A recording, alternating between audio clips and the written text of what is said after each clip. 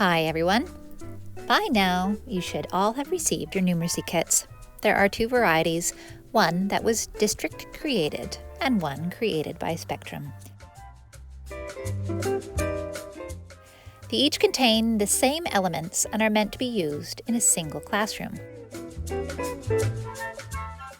They do, however, differ in a couple of minor ways.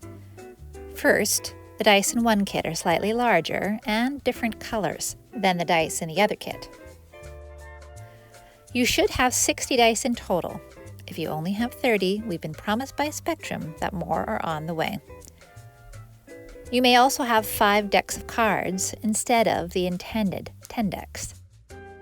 The District Kit also comes with some excellent Carol Fullerton resources, good questions, and multiplicative thinking.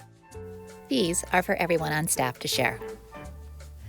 And finally, you might be lucky and have 2,000 bingo chips instead of the intended 1,000. 1,000 is plenty, but who doesn't want more bingo chips? That's pretty much it. If there's anything else that seems to be amiss, let us know, and we'll check it out.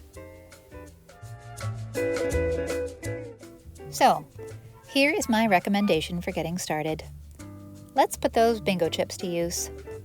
To make life easier, get some Ziploc bags, and then get the kids thinking about how many things they should collect. Might as well turn this into a math problem and get the kids to do the collecting, right? Win-win. Share the question with the kids. How many bingo chips should everyone get? It's always good to clarify that the amounts need to be fair and even, and then get them thinking. What do they need to know in order to solve this problem? How might they go about solving it? Get them to do some individual brainstorming, and then share ideas as a class. Provide them with the opportunity to gather clues, such as how many bingo chips are there, and how many kids in the class.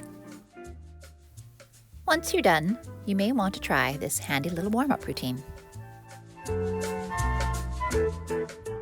I call it grab and count.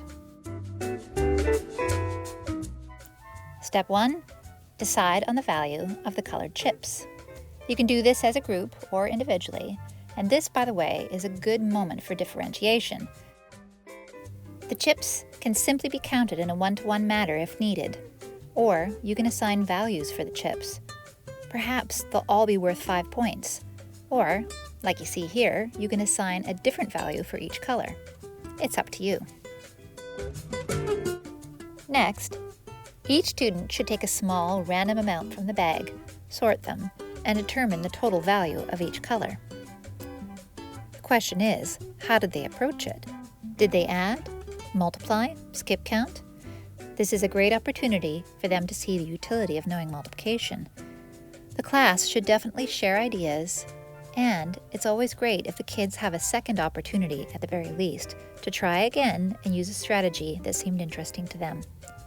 Finally, they should calculate the grand total. And there you go. A quick little hands-on routine that helps to build multiplicative thinking.